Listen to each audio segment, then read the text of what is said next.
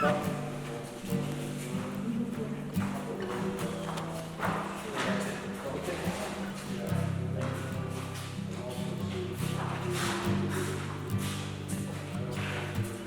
lean not on my own understanding.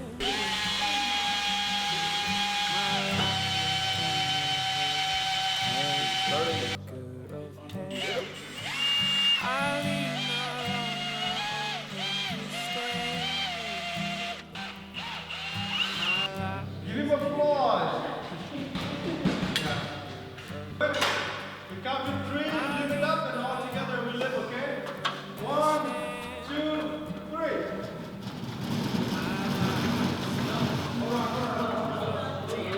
We all want to be in the same way. Let's go.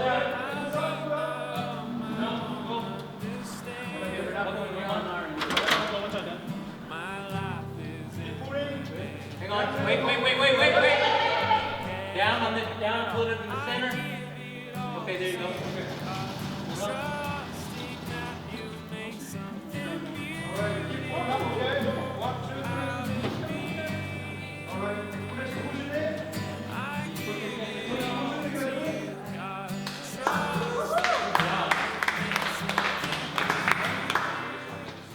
When we first thought about this, when I worked on the redesign of this church, it was the great sense of mission. We wanted to make the church a true place for people to encounter God. Come here, encounter Him together with brothers and sisters from all walks of life, worship Him, love Him, and go out and do what He has asked. Go and proclaim the gospel to all people. So the painting that we have here, design it to make it in such a way that after the Mass, after the event, whatever event we have here, focus on the altar, receiving the good Lord, receiving the word of our Lord, and then they come out and take a look at this painting. They realize that they are called to be part of this wedding feast of the Lamb. They are called to be saint among saints. They are called to be together with Mary, Joseph, and our Lord Jesus. So the expectation is something that is so beautiful, so theologically rich, and so relevant to the people, inspires hope, dream, and great sense of mission.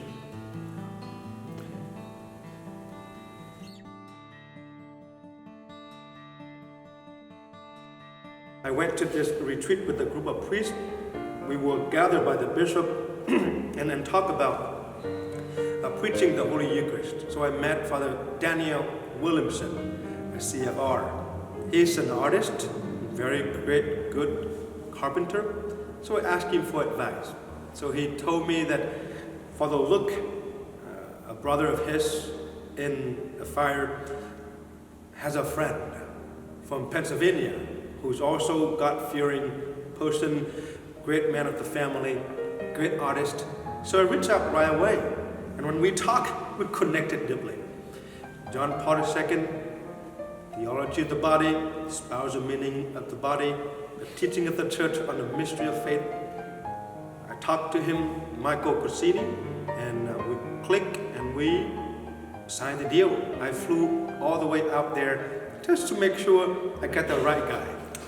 Spent half of the day with him, with the kids, went to the studio, make sure he's real.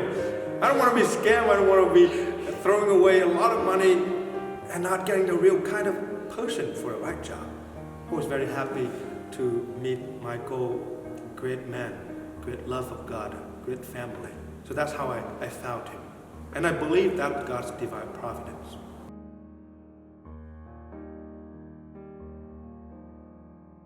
So when Father Anthony and I first connected and we had a chance to talk and discuss the project, and he was letting me know about this vision that he had, and we started talking about the scale, and I was like, okay, an oil painting, great, 7 feet high, great,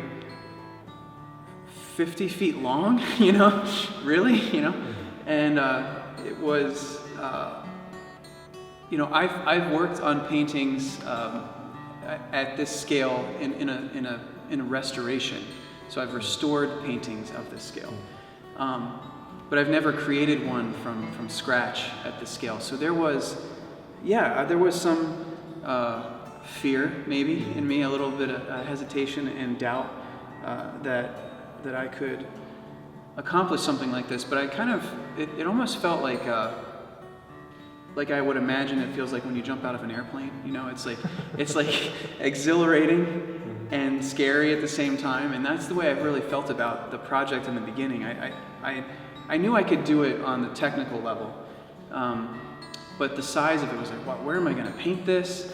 My home studio does not have a 50-foot long wall, you know. So there was a lot of those practical things that were kind of swimming through my mind, you know.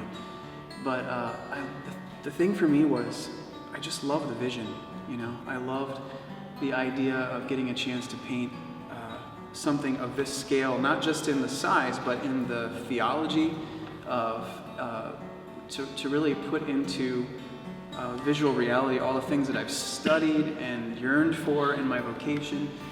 And I mean, who gets to paint, you know, 80 saints, you know, in one painting? It was an astonishing ask from the parish. It was astonishing to me and really consoling and encouraging to me that Father Anthony and the parish really entrusted me with this, you know, and I'm so grateful.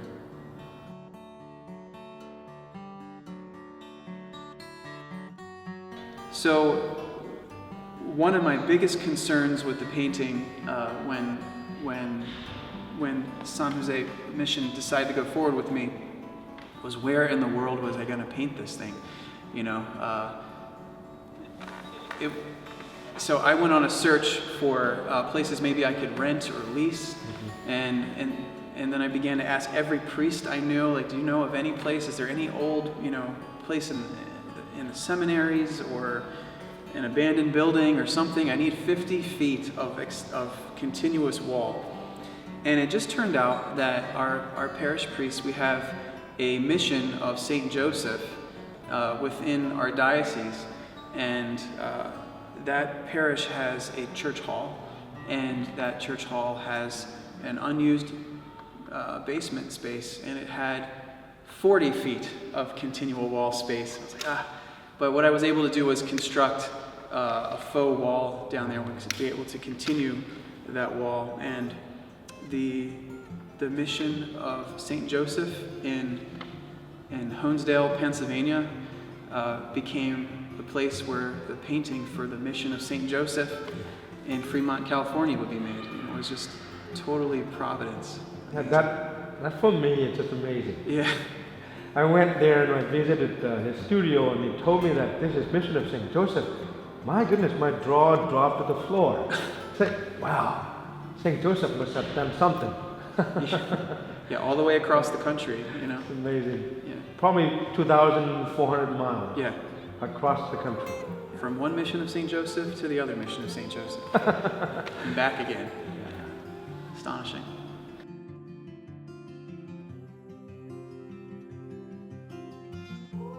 We started this process by first have conversation over the phone, and then on a weekly basis we meet on Zoom for 30, 45, sometime an hour, discuss the details, the logistics, and what needed to be done and what not.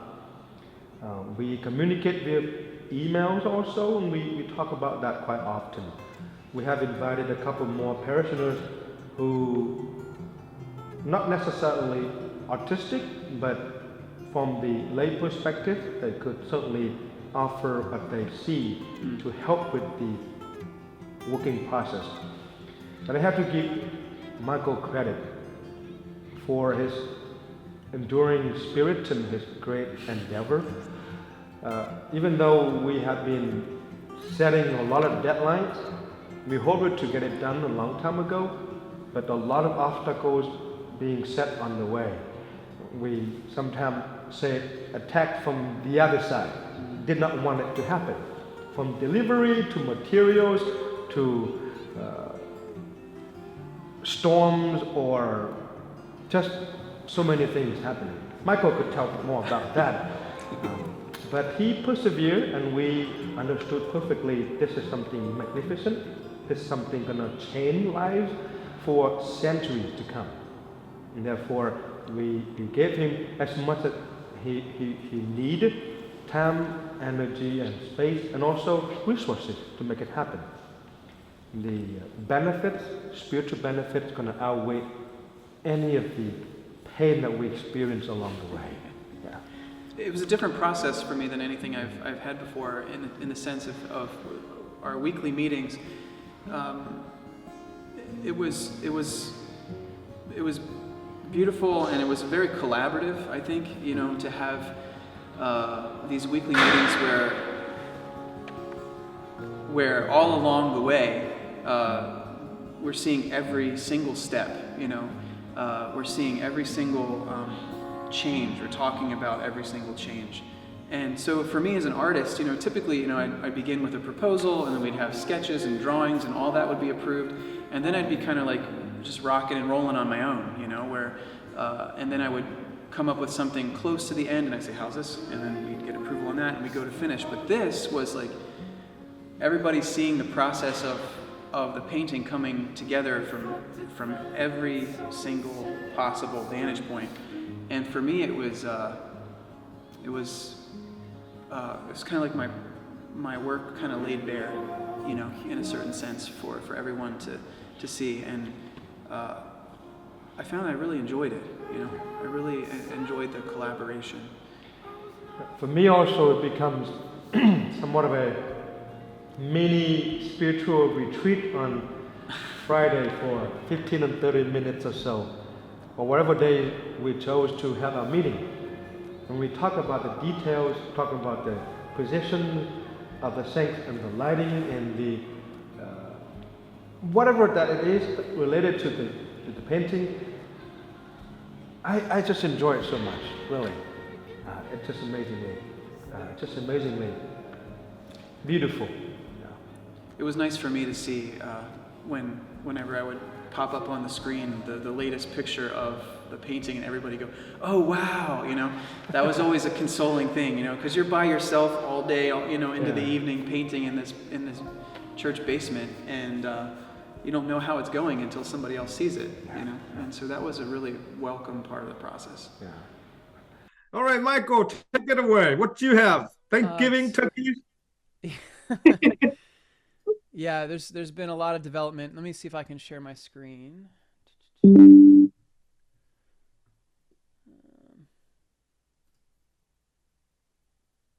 There you go. Okay, now this is the video that I think that I last sent through. Is it playing? Come on. Not yet. Huh. There we go. Okay. So you can see it playing? Yes. Okay, Yes. great. So this is the video that according to my emails with you guys, was the last thing that I showed you. This was the initial stage of just kind of getting color all over the place, just trying to block things in. The painting is much further than just the blocking stage now. Now it's going more into some of the modeling and trying to get the lighting correct. So this is going to be a little bit shocking, but so this is where we're at now when this changes. Okay. Ooh! So I can slow this down if it helps, but so you can see a lot more development in the color, in the figures, in some of the lighting. Been working pretty hard on trying to get this lighting correct with the central image, because if I got it in my head anyway that if I get that lighting correct, then it'll be easier for me to understand the lighting for the rest of the painting, if that makes any sense to you at all. But so the figures are beginning to progress a little bit more in terms of the structure of the forms and the overall like value of when I speak about value, I'm talking about the contrast between light and darkness in the painting. So that, and I'll start from the beginning. Um, Whereas here you can see it was just very much like a sketch, and here we're starting to get into um, the warmth of the colors, how dark the darkest darks are going to be, and how light the lightest lights are going to be. And maybe that's the best way to say it. Um, and you can begin to see that. Now, again, this is kind of before I start to feel like really like atmosphere in the painting. And obviously there's loads to do, but this is where we were at as of last night. So some things have been moved around, some things have changed. At this stage, I'm spending a lot of time just periodically sitting and staring at it, just trying to make sure that I'm understanding all of the composition well. And my my local pastor came by yesterday and for the first time and saw it. And he's probably 75 years old, and he's been the pastor of our local parish here for, oh, this is going to sound odd because it is odd for a diocesan priest, but for almost 20 years in the same place. And so this is the first time that he's set foot in the space while the painting's been there. And he walked in, and well, first of all, I was painting and it was late. It was dark outside, and as Father knows, there's like a graveyard right there next to the building, and so usually it's extremely still and dark. And so I get a knock on the glass, in the middle, of the darkness. It scared me to death. But I turned around and it was Father Langen, and so he came in, and I opened the door, and he stood there for about a minute with his mouth open, just staring at it. And I kept saying, "So what do you think? What do you think? What do you think? You got any pointers or anything that you would add?" And he just like kind of stood there with his mouth open, and he couldn't say anything. And he's like, "This is monumental." And I was like, "Oh, thanks." And he said, "No," he said, "This is, first of all, it's much bigger than I thought it was going to be."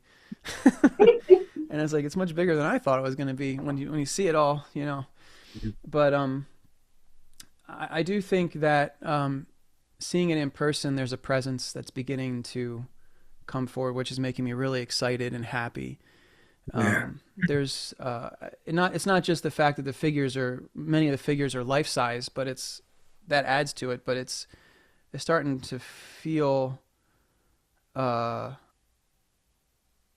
it's moved from the sketch stage to becoming a spiritual work, if that makes any sense, and it's starting to really feel like the presence of a sacred art piece, and that's making me extremely happy. So it makes it more exciting to work on every day. So anyway, that's it. That's where I'm at. I can show it to you again if you like. I can send you the video via. I can share it to everyone if that's good. If you want to look through it in more detail, if you want me to zoom in on anything, I can. Yeah, can you go back? And I'm very happy to hear Father Lenny. What is Langen. Yeah, his last name is Langen. Langen? Yeah. Yeah. Yeah. If he has that kind of reaction when it's only 40% done, Yeah. imagine it's 100% done. That kind of theological sees, the theological truth gonna capture the person looking at it. That's my hope, is the wonderment, the beauty, and also the theological truth would automatically capture the people and their imagination. And together with the whole church, going to be quite a masterpiece. Yeah. Wow. I can't wait. You just raised one level higher of excitement and anticipation. That's good. That's good. Yeah, a lot is changed dramatically since our last meeting, which, I mean, it's gone from our last meeting to this. So Yeah.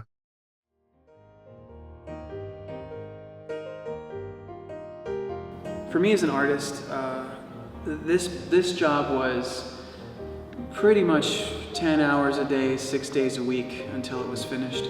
My daily routine was, I get up in the morning, we take care of our farm, our little farm. We have animals and chores, have breakfast with the kiddos, and then I'm out the door, and then I come home in the evening for dinner. And yeah, my morning routine has always been wake up before everyone else, because that's essential as a dad, to be able to have that quiet time in the morning, and to have that time of prayer in the morning, prayer, coffee, and greet the day that way before the kiddos get up, and then just proceed with the rest of the day with chores and breakfast and out the door. If I may add on to that, I spent with them for a couple of days. I really enjoy the environment over there. Family stay together, family pray together, family learn together, family take care of the farm and animals together. What a tranquil life, and located in the middle of a beautiful area that I thought I was in heaven. Really, it's just magnificent. So it's conducive to this artistic rendering of something of that magnificent, tranquil, beautiful, at the same time strikingly attractive. So it's a wonderful time that I had with the family, and see the routine that they got. The silence that we're blessed with is really, it's really conducive to prayer. It's just an astonishing gift we've been given. So grateful. Yeah.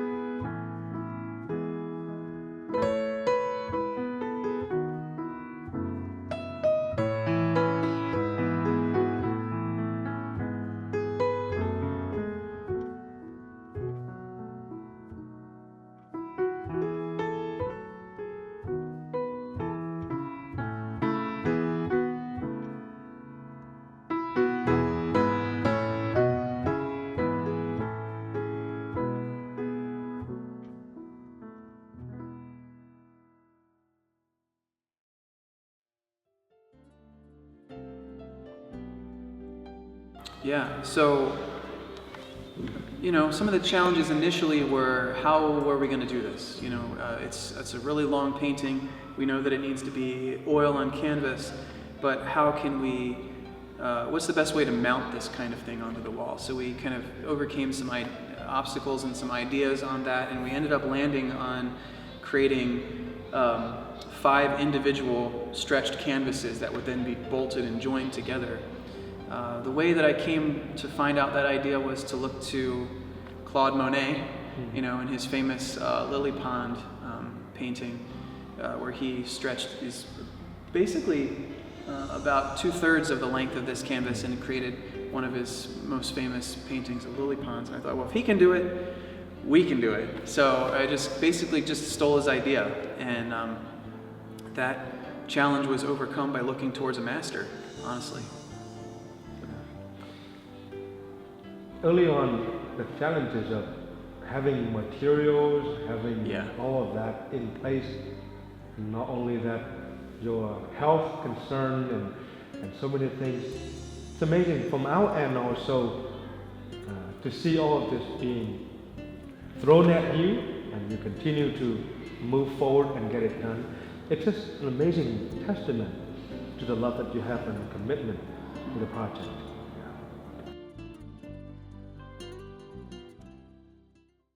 Do lessons learned, I guess, first, if that's all right. Yeah.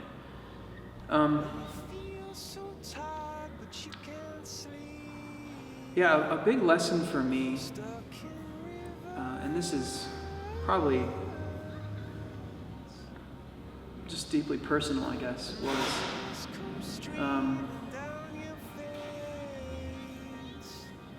really a deeper trust and believing in myself that happened during this process.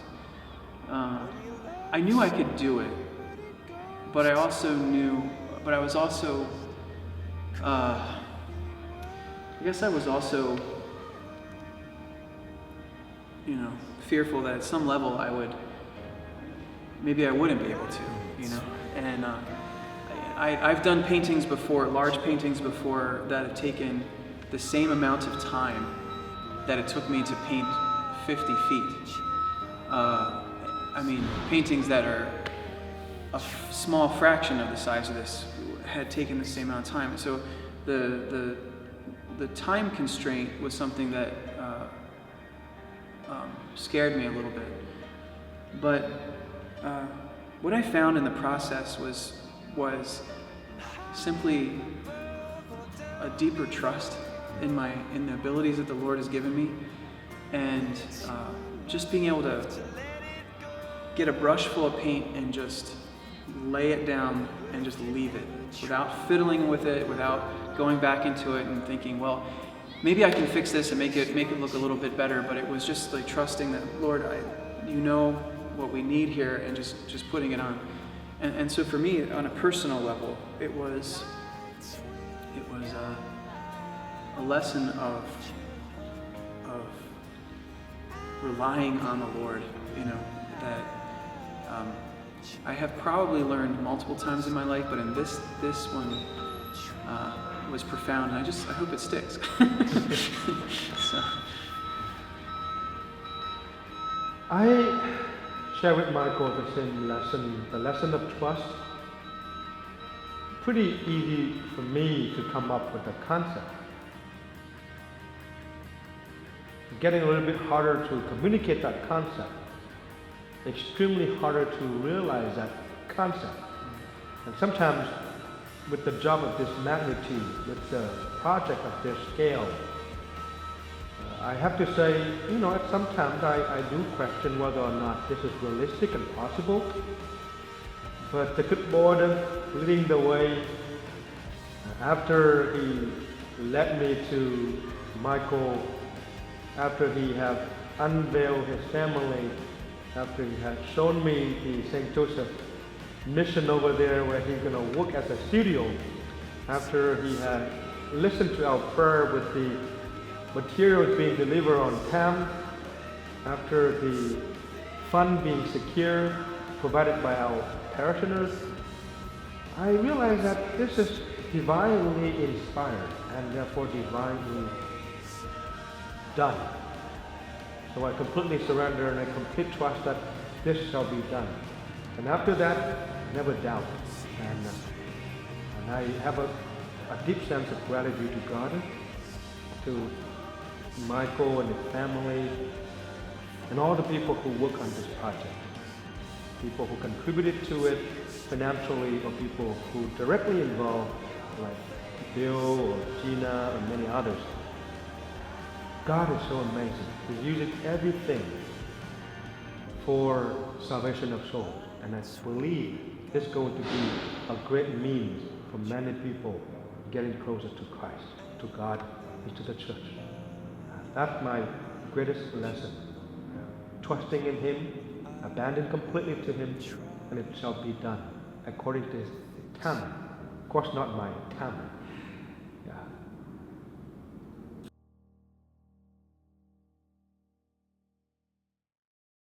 So, one of the other major tasks was how to get this huge painting across the country, and we had a great truck driver who was able to come out and pick it up. But for me, the concern was, well, we're going to try to ship this painting still not completely dry, and also hopefully damage-free on the way over. So I had to, in the past I've built crates for moving artwork before, but again, because of the scale, I've never built anything at this scale. And so I devised a crating system that I hoped would work, and built all the crates myself, and thank God had a good team of buddies on my end, and who were able to crate the paintings and get them all together on the pallets. And then the most amazing thing happened. We were so concerned about how in the world we were going to get these 400-pound each painting weighed 400 pounds in the crates onto the truck without a lift. And there's a local man, his name is Mike Cabbage. He's a beautiful Catholic in our hometown, and he has a construction business, and he heard about our plight and then offered to send 2 of his guys out to help us as a free gift to the church. And they sent the forklift and everything. They fabricated the long forks that we needed, and together all of us had this most beautiful day, of brotherhood, of putting these paintings together. We had such great conversation. Paintings got put on the pallets, lifted up, and just went in just like we planned it all along, and we definitely didn't. It just happened. It just all came together, and just another example of God's providence. And then once it was on the truck, it was just kind of surreal. Like, this is really happening. This is actually going to California, and it arrived, and everything went well. Yeah. Yesterday's experience was fun. Yeah. Unpacking it, open it up, put it up. What an amazing day. Yeah. It was fun to see everybody see them for the first time. It was a great group of folks on this end to help. All the contractors, everyone was so just willing to jump in and help with everything and devise another plan of how to lift a 50-foot painting onto a wall. All the workers, they come in and help with all the volunteers. They don't charge us anything. The same way, a free gift to the church. Yeah. Because this guy also deeply love God. Yeah. It's a beautiful thing to see. Yeah.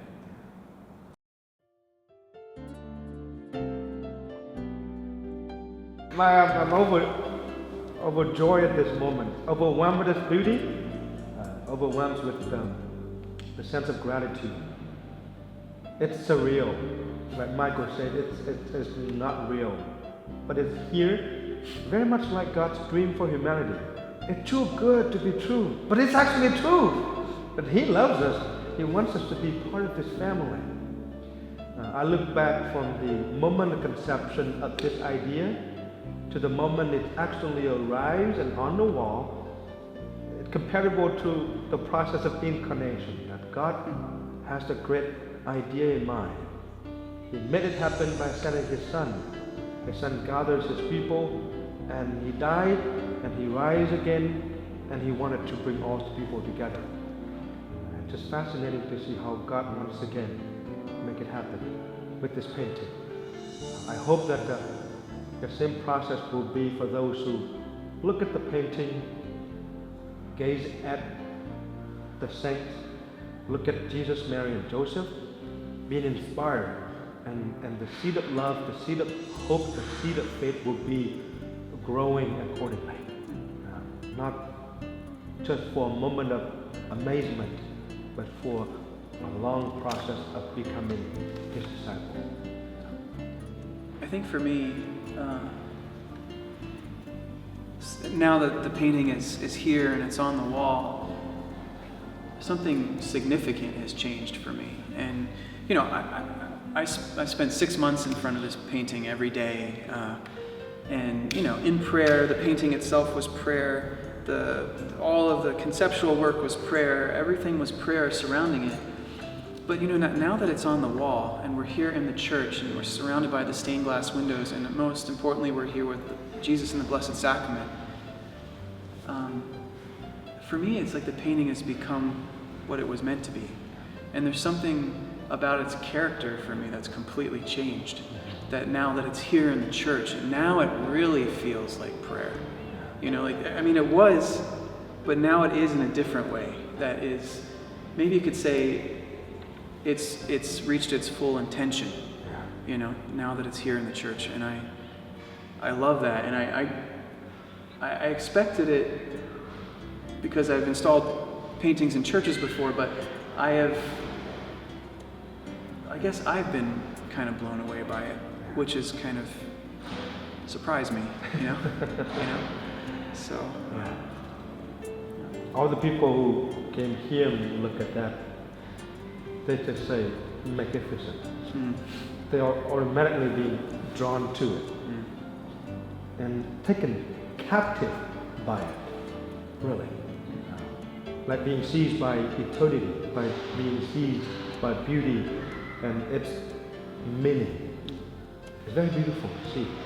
I hope that everyone who sees it will have some sort of awareness, a deeper awareness of their inheritance, you know, what God is ready to give us with open hands, you know.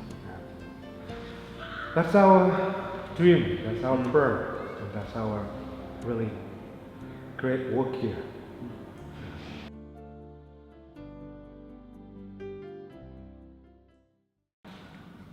One thing I would like to add is to let the people know, all of you who are going to watch this video know that here at St. Joseph, you could come and encounter an amazing garden. And that God has a name, and his name is Jesus, and his family, Joseph and Mary, and all the saints, all the angels, all the men and women of faith are longing to have you as their brothers and sisters, longing to be there in heaven. Not only experience here on earth, but thereafter. So as a pastor, I would really hope that you come and enjoy and see this for yourself. Something magnificent has been made for you, for the church and for the world. What can I say after that? For me, the whole process, the finishing of the painting, the installation of the painting, everything for me has just been, I've just been so filled with gratitude since it's all been finished, you know. And gratitude for you, Father Anthony, for the parish and trusting me with your vision for this, for the mission here, for the Lord, and trusting me to do it, you know. I've said to so many people who've come through already, they're like, can we take pictures? I'm like, of course you can take pictures. This is for you. It's yours. Like, this painting is yours. And that's why I made it, you know. It's for you. And I hope that gift continues to be, continues to bear fruit, you know, continually for many years to come. Beautiful. Thank you, Michael. It's really great. It's my joy.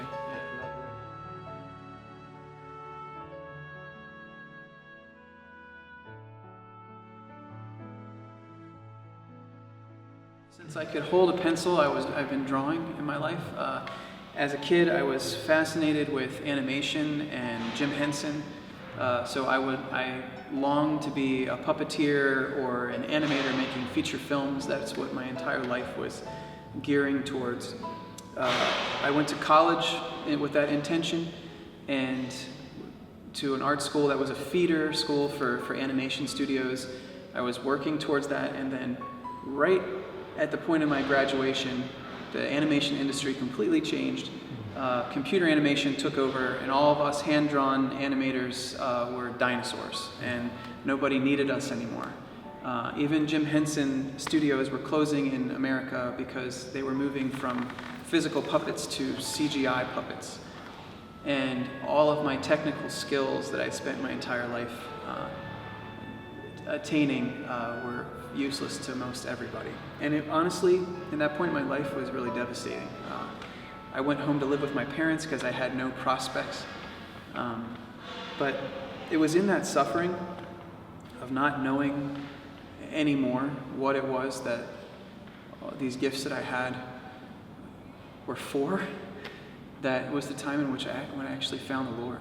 And He came to me through the restoration of a local church's statue of St. Therese. I was, again, in my parents' basement. That was my studio. And I brought this statue in, and not having much faith formation at all in my life growing up, I was tasked with restoring the statue of St. Therese. And in the midst of this process, something I really believe mystical happened. And I actually haven't told many people this story, but you ever have the feeling, when you're alone, that there's somebody else present? It was deeply disconcerting, and I got a little bit scared, and I felt like someone was in the basement with me. And I would get up and I would look around, and come back and sit down at the statue. And over the period of that day, that evening, late at night, I realized that it was Therese. And so I just abandoned myself at that moment. I just began to kind of speak to her, not to the statue, but to her presence. And over the course of the restoration of that statue, a great dialogue happened between me and her. And as I put my finishing touches on the statue, I knew that I had to be Catholic. And so I went and spoke with a priest. And from that moment forward, all of the direction of my art changed. It was, I realized what my art was made for from the beginning. And from the beginning of my creation, Not that the animation and the puppets are something I still love and something that I intend to use actually for evangelization in the church, but that my art was being elevated by the Lord to something that I had no understanding of prior to. And so that was the beginning, and now the continued adventure, of this sacred art journey. And looking back on it, it's amazing how the Lord led me through this path of life to finishing this work. Yeah.